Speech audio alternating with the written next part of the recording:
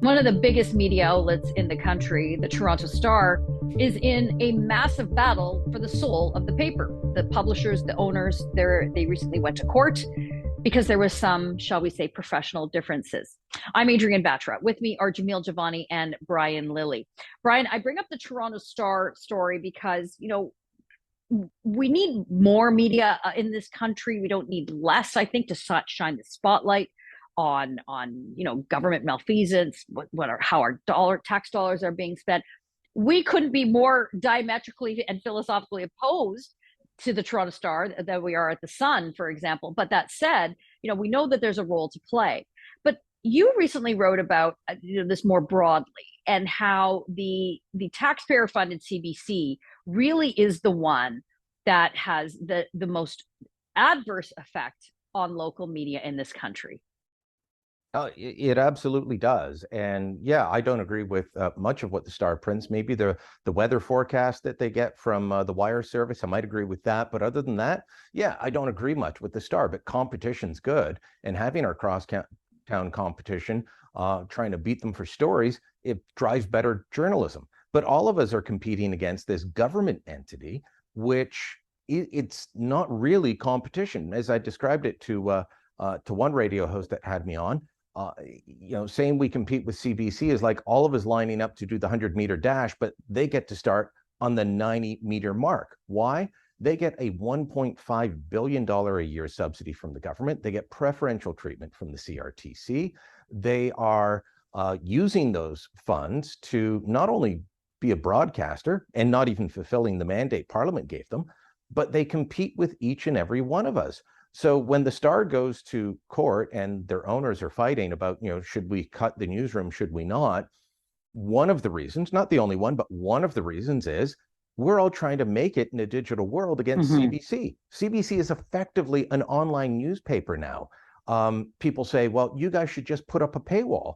Canada, unlike Britain, where the BBC can't show ads to locals, or the US, where there is no big national publicly funded broadcaster that competes like this, we have that. So, for each and every private media outlet, we're under threat because CBC is trying to take over what we're doing and giving it all away for free, which they can do because they've got our money to compete against us. Okay, so Jamil, this is important point with respect to the CBC because Pierre Poilievre, now leader of the Conservative Party, has said repeatedly that he will cut the funding to the CBC. And of course, every election cycle, then we see what was called the Friends of the CBC. They come out and talk about how evil Conservatives are and they want to cut us. They want to cut, the public broadcasting. CBC itself, during the course of the pandemic, they dropped local broadcasts. They've dropped so many things. They've lost and gone way beyond what would be perceived as their core mandate. But when former Prime Minister Harper talked about reducing funding in CBC, they never actually did it. In fact, I think the minister in charge got enamored with it and actually increased the funding. But sort of in that vein, does someone like Pierre Poilievre, who has no problem fighting with the media, does he actually reduce that funding to try to save local journalism?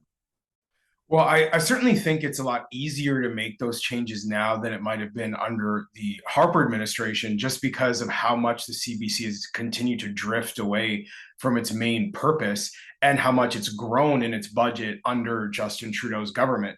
So, Conservatives started the CBC way back in the day because it was meant to provide a service, that it could connect the country, that we could learn about each other. It could help foster a national identity by providing entertainment and news coverage that you weren't going to find anywhere else. So to Brian's point, they've drifted so far away from that instead of providing the coverage you can't find elsewhere, perhaps in parts of the country where it's harder for a for-profit business to operate, they've actually just started to compete with the private sector using our tax dollars.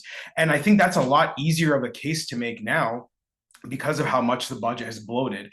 So I do think Pierre Poilievre's administration, should he be prime minister, will take some action to reduce the mission creep of the CBC, to reduce its budget. We do know that it provides some valuable services. A lot of its radio coverage, for example, is very popular. We know how important it is to providing French language media content in Quebec. But outside of some of those very specific examples, it's hard to make a case that CBC is anything but competition for some of the very same media companies that we know are struggling right now. So I think it's an easy case to make for a Pierre Poilievre administration to come in and say, this is not only about keeping the CBC in check, but it benefits so many other people and potentially creates so many more other jobs. Brian, last word.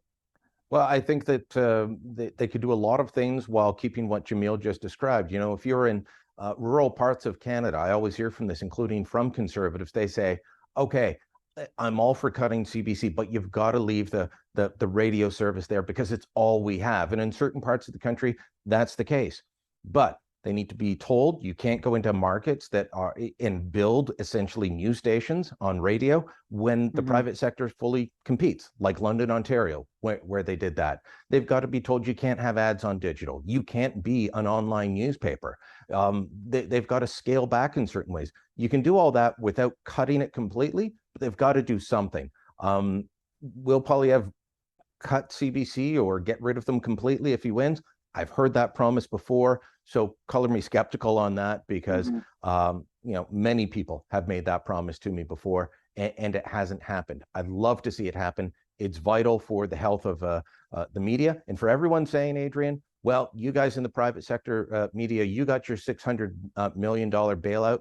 Well, at the same time as Trudeau was doing that, something I don't agree with, he offered CBC $400 million over 4 years. So the private sector media, all companies, got to split $595 million over 5 years.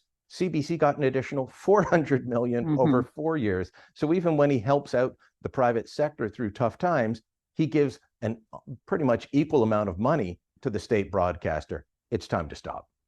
Well, the proof is in the ratings, and CBC is not doing so well. Log on to Facebook and Twitter. Let us know what you think, and go to thetorontosun.com and hit subscribe for more stories like this and coverage you will not find anywhere else.